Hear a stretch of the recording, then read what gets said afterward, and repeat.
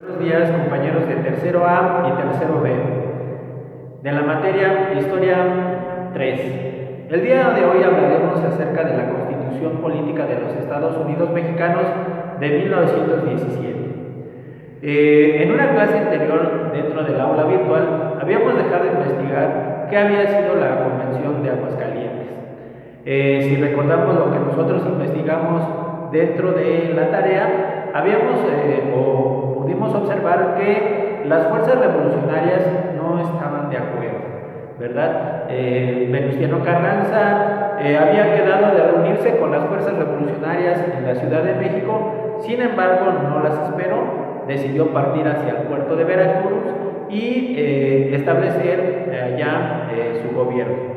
Se consolida como jefe de la revolución. Las fuerzas zapatistas, las fuerzas villistas, los orozquistas vendrán hacia la Ciudad de México. Sin embargo, al no haber respuesta de los carrancistas, deciden abandonar la Ciudad de México. Se formará la Convención de Aguascalientes con la finalidad de llegar a un acuerdo entre las fuerzas revolucionarias. Sin embargo, durante ese periodo de la convención se nombra como presidente a el personaje llamado Eulalio Gutiérrez, pero no tendrá peso como presidente de la República, ¿verdad? Pasará casi desapercibido.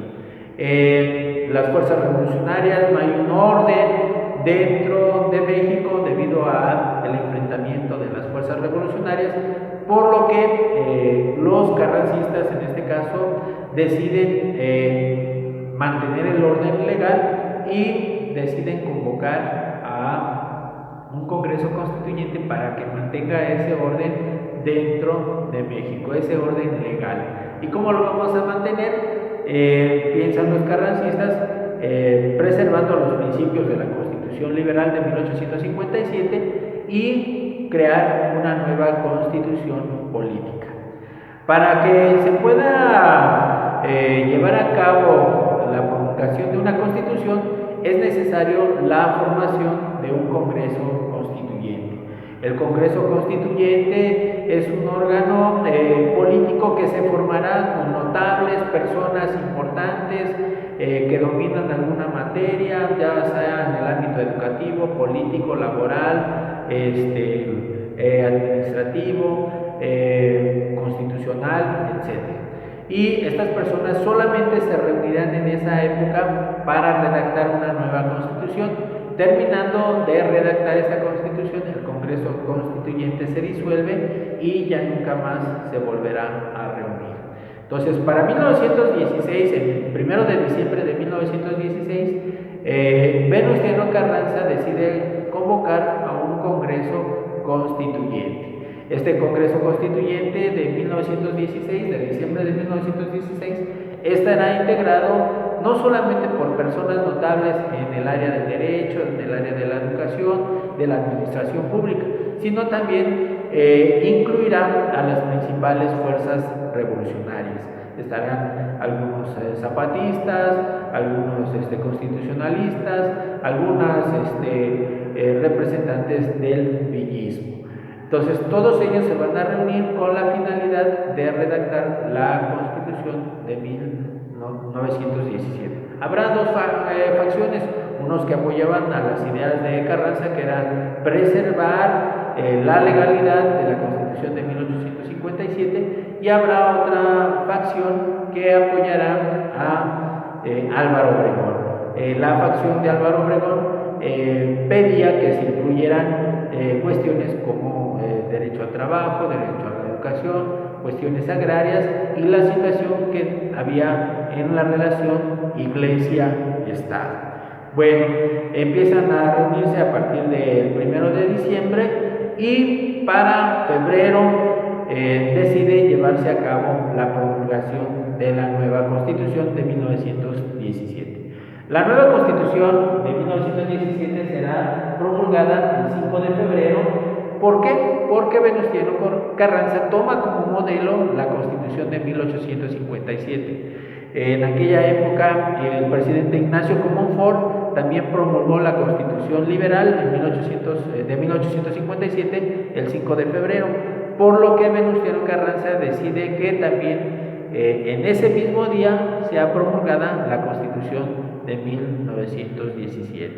Una vez promulgada la Constitución, Venustiano Carranza convoca nuevas elecciones donde él será nombrado como presidente de México, ¿verdad? Ya dejará de ser jefe revolucionario porque a partir del Plan de Guadalupe él encabeza el movimiento en contra del dictador Victoriano Huerta, pero nunca ocupa el cargo de presidente. Es llamado jefe de la revolución o jefe constitucionalista. Sin embargo, nunca ocupará el cargo de presidente.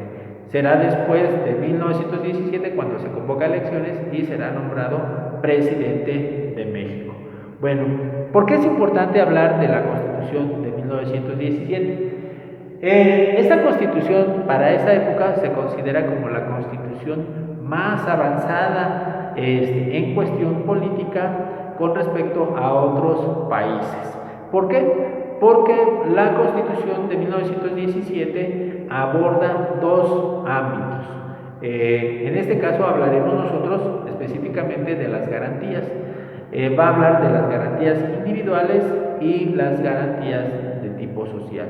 ¿Qué es una garantía? En este caso es un derecho que obtienen los ciudadanos. Por el simple hecho de estar en este país tenemos ciertas garantías, ciertos derechos. En este caso, las garantías individuales son aquellos derechos que nosotros adquirimos por el hecho, ahora sí por el hecho de ser humanos. ¿Cuáles son las garantías individuales? La libertad, la justicia, la igualdad. En este caso, estas garantías se van a incluir dentro de la Constitución Política de 1917. Por eso tenemos la libertad de expresión, la libertad de pensamiento, el derecho a la vivienda, a una vivienda digna, el derecho a la familia, pero también va a incluir las garantías de carácter social. ¿Qué son las garantías de carácter social? Son aquellos derechos que adquirimos para el beneficio de como ciudadanos en nuestra formación, en el ámbito laboral, en el ámbito de la propiedad.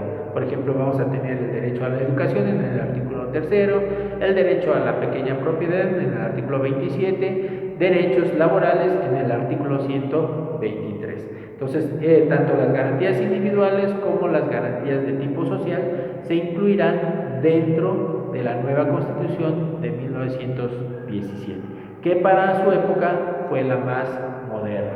¿Qué otra característica va a tener la Constitución de 1917? Es mantener los principios que habían sido dictados en la Constitución Liberal de 1857. Por ejemplo, la separación de la Iglesia del Estado. Por ejemplo, se sigue manteniendo la función del registro civil. La separación de la Iglesia de estas funciones del registro civil, se va a incluir, por ejemplo, las funciones específicas de los órganos del Poder Ejecutivo, del Poder Legislativo y del Poder Judicial. Por eso se le considera a la Constitución de 1917 como una constitución moderna para su época. Y es la que actualmente nos rige. La Constitución de 1917 nosotros le conoceremos como la Carta Magna, la Suprema Ley o la Carta de Querétaro. Con esos tres nombres también le conoceremos a esta Constitución. Bueno, agradeciendo su atención, se despide de ustedes el profesor Rubén Santiago y nos veremos próximamente en una siguiente clase en el aula virtual Liceo Londres. Gracias por su atención.